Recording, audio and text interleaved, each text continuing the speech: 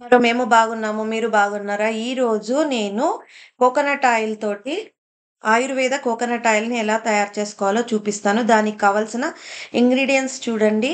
మందార పువ్వులు, మందార ఆకులు, కరివేపాకు, గోరింటాకు, ఉసిరికాయ, మెంతులు, ఖర్జూరాలు అన్నీ 1 బై 1 మిక్సీలో వేసుకొని మంచి పేస్ట్‌గా మనము కాస్త వాటరేసి పేస్ట్ తయారు చేసుకోవాలి.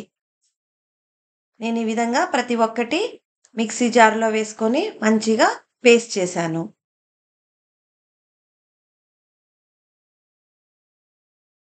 నాకు గుంట గలగరాకు దొరకలేదండి. లేదంటే అది కూడా వేసేదాన్ని.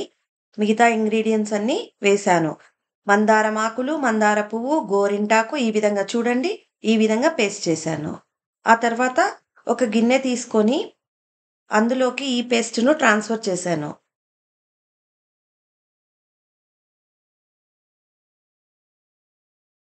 ఆ తర్వాత 2 లీటర్ల కోకోనట్ ఆయిల్‌ను యాడ్ చేశాను.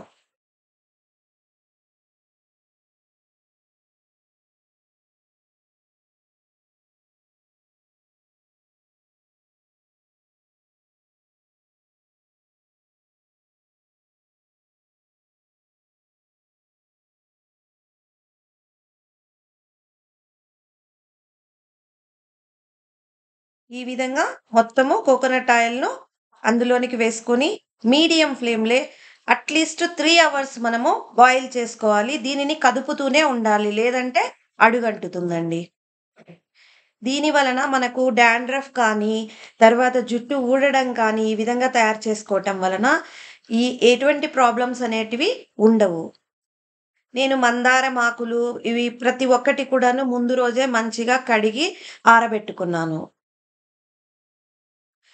వీటిని కచ్చూరాలు అని చెప్తారు. దీని వలన ఆయిల్‌కు మంచి సువాసన వస్తుందండి. ఇలా కదుపుతూనే ఒక 3 అవర్స్ మనము మీడియం ఫ్లేమ్‌లో ఈ విధంగా బాయిల్ చేసుకోవాలి. మనకు ఒక లీటర్‌కి 600 ఎంఎల్ అలా వస్తుందండి ఆయిలు. మిగతా 400 ఎంఎల్ అబ్జర్వ్ అవుతుంది. ఇది కొంచెం చిక్కదనంతో ఉంటుంది. ఇది చాలా చాలా హెయిర్‌కు మంచిది. దీని వలన హెయిర్ కూడా బ్లాక్‌గా ఉంటుంది. వైట్ హెయిర్ రాకుండా ఉంటుంది. చాలామంది ఇప్పుడు గ్రే హెయిర్ తోటి చాలా బాధపడుతూ ఉంటారు కదండీ! ఇది తగ్గుతుంది గ్రే హెయిర్ రావడం. ఈ విధంగా నేను 3 అవర్స్ బాయిల్ చేసి ఈ విధంగా ప్రిపేర్ చేశాను. దీనిని ఫిల్టర్ చేసుకొని ఈ విధంగా తీసుకున్నాను. చూడండి ఇది చాలా చాలా మనకి హెయిర్‌కు హెల్ప్ చేస్తుంది. బాయ్ అండి.